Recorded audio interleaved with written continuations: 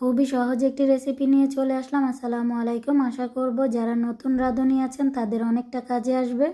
পটল নিয়ে নিলাম 1 কেজি। পটলগুলোকে ছিলে আমরা ছোট ছোট পিস করে কেটে নিব।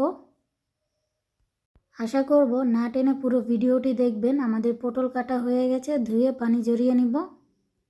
এবার কড়াইয়ের মধ্যে দিয়ে দিব পেঁয়াজ কুচি বড় সাইজের একটা, কিছু রসুন কুচি আর কিছু কাঁচামরিচ কুচি। 2 টেবিল চামচ পরিমাণ তেল দিয়ে দিলাম, কিছু চিংড়ি মাছ দিয়ে এবার এগুলোকে কিছুক্ষণ ভেজে নিব।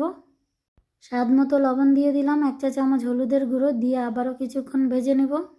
আপনারা কে কোথা থেকে আজকের ভিডিও দেখছেন অবশ্যই কমেন্ট করবেন। ভেজে নেওয়া হয়ে গেলে এর মধ্যে এখন আমরা ধুয়ে রাখা পটলগুলোকে দিয়ে নেড়েচেড়ে মিশিয়ে নিব। গরম ভাতের সাথে কিন্তু আজকের এই পটল ভাজিটা খেতে অসম্ভব মজা হয়। মিশিয়ে নেওয়া হয়ে গেলে এর মধ্যে এখন আমরা কিছুটা পানি দিয়ে দিচ্ছি। পানিটা দিয়ে আবার একটু নেড়েচেড়ে মিশিয়ে নিব। এরপর ঢেকে রান্না করব যতক্ষণ না পটলগুলো ভালোভাবে সিদ্ধ হয়ে যায়। যারা পটল খেতে পছন্দ করে না এভাবে একবার বানিয়ে দিবেন, দেখবেন হাত চেটে পুটে অনায়াসে 1 প্লেট ভাত খেয়ে নেবে। আরও এরকম নতুন নতুন ভিডিও পেতে আমার চ্যানেলটিকে ফলো দিয়ে পাশে থাকবেন। আমাদের পটল ভাজিটা প্রায় হয়ে গেছে, এবার আমরা চুলা থেকে নামিয়ে নিচ্ছি। কালারটা দেখেই হয়তো বা বুঝতে পারছেন কতটা লোভনীয় হয়েছে।